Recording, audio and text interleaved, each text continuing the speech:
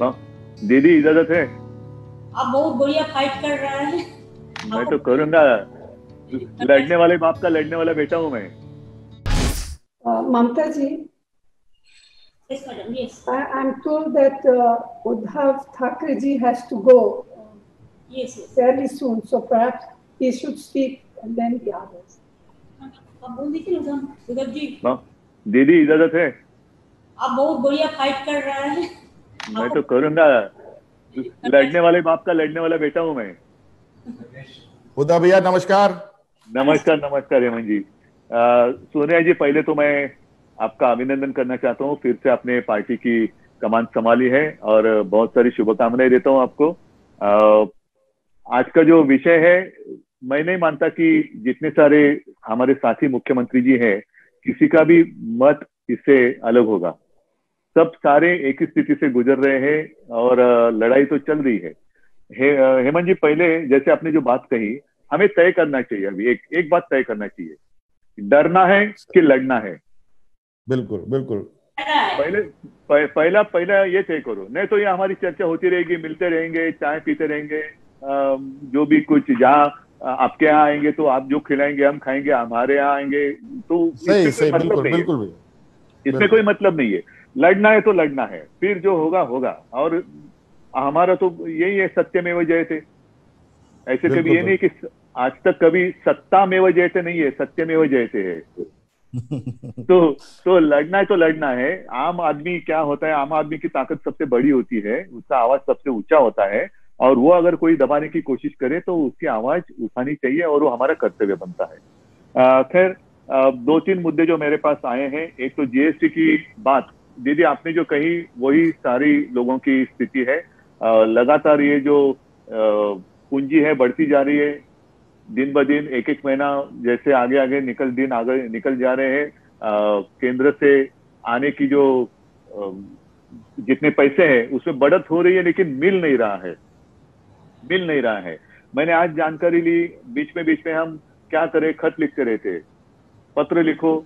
और जब भी हमारी वीडियो कॉन्फ्रेंस होती है, आपने देखा होगा, मैं कोशिश करता हूं कि हमारे जितने बाकी सारे दुख है वो उस वहां मैं नहीं कहता हूं। जो भी कोविड के बारे में होता है, मैं कोविड के बारे में कहता हूं। अन्यथा बीच में हम खत तो लिखते रहते हैं। कभी जवाब आता है, कभी आता नहीं। जवाब आता है तो भी पैसे कभी आते हैं, अप्रैल से तो शायद आए भी नहीं है। तो ये स्थिति आज के दिन हमारे सबकी है। लड़ तो सभी रहे हैं, कोविड के साथ लड़ रहे हैं। अपनी ही सरकार है, ऐसे नहीं हम विपक्ष में। विपक्ष का मतलब क्या है? विपक्ष का मतलब ये नहीं कि किसी पार्टी का हम बुरा चाहते हैं, नहीं। हम भी आम आदमी की उसके हम रिप्रेजेंटेटिव है। हम भी कुछ, हमारा अधिकार है। आज कैसे होता है कि राजीव जी की बात करें तो उन्होंने पंचायत राज, वो एक बात कही थी। पंचायत राज का मतलब क्या है कि जो भी सत्ता होती है उसको छोटे छोटे इसमें केंद्र में उनका अधिकार दे दो। आज क्या हो रहा है? आज सबके जो अधिकार है एक हाथ में चले जा रहे हैं। फिर हमारी स्टेट गवर्नमेंट जो है, हमारा राज्य सरकार का मतलब क्या है? क्या कभी आगे जाकर ऐसे हो जाएगा कि राज्य सरकार की जरूरत ही नहीं रहेगी, एक ही व्यक्ति देश चलाएगा और हम खाली हाँ में हाँ मिलाते रहेंगे? ये नहीं होगा। फेडरल स्ट्रक्चर जो है वो, उसको डॉक्टर बाबा साहेब आम्बेडकर जी ने उसको ध्यान में रखकर हमारी घटना बनाई है। और उस घटना में जो भी अधिकार सबको दिए हैं उसका अगर हम आदर नहीं करेंगे तो फिर हमारे यहाँ डेमोक्रेसी है कहाँ? तो डेमोक्रेसी की बात अगर हम करें तो डेमोक्रेसी में सबसे ऊंचाई पर है हमारी घटना, और उसमें फेडरल स्ट्रक्चर की जो बात की गई है उसको तो उसकी रक्षा करना, सरकार चलानी, हम सरकार को चलाना हमारा कर्तव्य है, लेकिन घटना का रक्षण करना वो भी काम है। तो इसीलिए जीएसटी के बारे में भी मुझे ऐसा लगता है कि क्या उसके ऊपर भी फेर विचार होने की आवश्यकता है। कि पहला जो एक स्ट्रक्चर था, हो सकती है बात, कुछ बात हो सकती है कि कुछ अगर कुछ बदलाव लाए, अच्छा भी हो सकता है। बदलाव लाए तो गलत भी हो सकता है। अगर गलती हो सुधारी भी जानी चाहिए, सुधारने की आवश्यकता हो तो उसको स्वीकार कर आगे जाना चाहिए। तो एक बात तो मैं मानता हूं कि केंद्र से पैसा कितना आना बाकी है वो तो है, लेकिन क्या ये जो स्ट्रक्चर पहले था वो और आज का जो है, इसके बीच में कुछ रास्ता निकलना चाहिए कि पहले था वो सही था। इसके विषय भी, इसके ऊपर भी हमें सोचने की आवश्यकता है। एग्जाम की अगर बात करें तो मैंने तो शायद मई एंड या जून में हमने डिसीजन लिया, जो फाइनल ईयर है जितने सेमिस्टर हुए हैं उसको एग्रीगेट कर कर मार्क्स दिए जाए। और हमने कभी ये नहीं कहा कि हम एग्जाम नहीं लेंगे, लेकिन जून महीने की अगर हम बात कर रहे थे, तो मैं कर रहा हूं, तो जून की स्थिति और आज की स्थिति, आज तो ये खतरा बड़ा है।